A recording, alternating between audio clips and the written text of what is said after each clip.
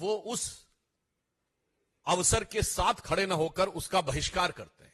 अभी हाल में आपने देखा, चंद महीने पहले की बात है, पिछले वर्ष की, नई संसद भवन के उद्घाटन का बहिष्कार किया।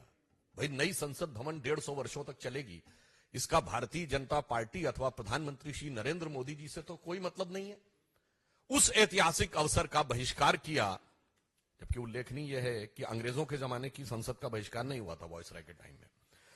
जीएसटी लागू हुआ, भारत के कर संरचना में, टैक्स स्ट्रक्चर में ऐतिहासिक पैराडाइम शिफ्ट हुआ, उसका बहिष्कार किया। G20 अभी अभी हुआ, पहली बार ऐसा हुआ कि 20 राष्ट्राध्यक्ष और वो दुनिया के सबसे शक्तिशाली 20 देशों के राष्ट्राध्यक्ष भारत में आए। क्योंकि मैं पुनः विनम्रता से कह दूं कि नॉन अलाइन समिट भी हुआ था, पर नॉन अलाइन समिट उस समय वर्ल्ड का पावर सेंटर नहीं माना जाता था, and G20 is considered the power centre. उसमें महामहिम राष्ट्रपति के द्वारा दिए गए भोज का बहिष्कार किया। अरे, भारत की शक्ति का कितना बड़ा उद्भव था। हमारे पूर्व राष्ट्रपति रामनाथ कोविंद जी और द्रौपदी मुर्मू जी के अभिभाषण का बहिष्कार किया, जबकि वो हमारे राष्ट्र के प्रथम नागरिक है, परंतु ये एक संयोग की बात थी। देखिए, एक अनुसूचित जाति से थे, एक अनुसूचित जनजाति से थी, इसके बावजूद आपने बहिष्कार किया, और अभिभाषण का बहिष्कार करके आपको मिलना क्या था, यह भी बहुत स्पष्ट था। याद करिए, कारगिल विजय दिवस 2004 के बाद 2009 तक नहीं होता था। क्यों कांग्रेस ने बहिष्कार किया था कारगिल विजय दिवस का? भारतीय जनता पार्टी के प्रखर प्रतिरोध के बाद आधे अधूरे मन से रस्म अदायगी के लिए 2009 के बाद शुरू किया, और अब हम उसको गर्व के साथ मनाते हैं। जब मई 1998 में पोखरण विस्फोट हुआ अटल बिहारी वाजपेयी जी की सरकार के नेतृत्व में, कांग्रेस ने 10 दिन तक बयान ही नहीं दिया, और फिर उसके बाद भी नकारात्मक प्रकार की प्रक्रियाएं, जबकि भारत ने पहली बार ये कहा था कि we have declared now we have become the nuclear state. कितना बड़ा ऐतिहासिक परिवर्तन था, परंतु उसके भी ये विरोध में खड़े हो गए। और तो और, पूर्व राष्ट्रपति प्रणब मुखर्जी जी, जो आप ही की पार्टी के थे, उनके भारत रत्न समारोह का बहिष्कार कर दिया।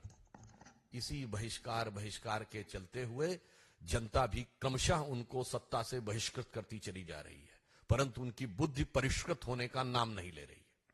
आज जब अयोध्या में श्री रामलला विराजमान की प्राण प्रतिष्ठा होने जा रही है, और उस समय एक बार पुनः कांग्रेस ने अपनी उसी प्रवृत्ति के अनुरूप, क्योंकि यह भारत के इतिहास का ऐतिहासिक पल है, यदि आजादी 800 साल की गुलामी के बाद हमें मिली थी 1947 में, यद्यपि कांग्रेसी कहते हैं 200 साल की गुलामी, हम कहते हैं 800 साल की गुलामी, तो ये 500 साल के संघर्ष के बाद भारत का वह स्वाभिमान उभर कर सामने आने जा रहा है, जिसके के लिए सरदार पटेल ने कहा था सोमनाथ मंदिर की प्राण प्रतिष्ठा के समय कि जब जब भारत स्वतंत्र हुआ था तो सोमनाथ की अट्टालिकाओं ने आकाश को छुआ था। और उस अवसर पर यहां एक बात और स्पष्ट करना चाहता हूं, कांग्रेस अपनी प्रवृत्ति के अनुरूप है।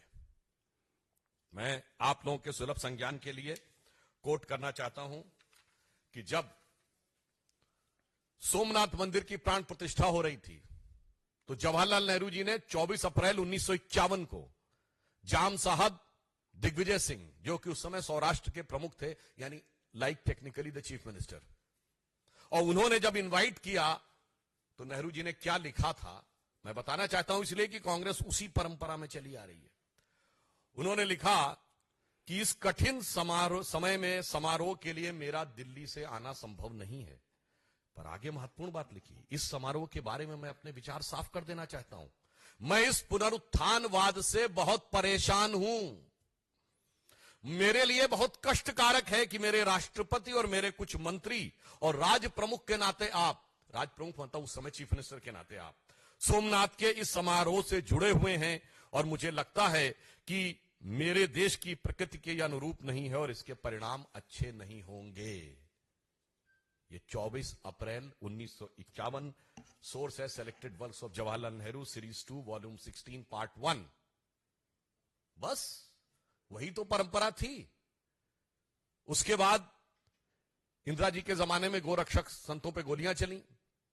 इंदिरा जी के जमाने में 1976 में जब रूटीन खुदाई में राम मंदिर के खंभे निकल रहे थे तो वामपंथी इतिहासकारों के दबाव में रुकवा दिया गया। राजीव जी के जमाने में कार सेवकों के हत्या करने वालों का समर्थन हुआ।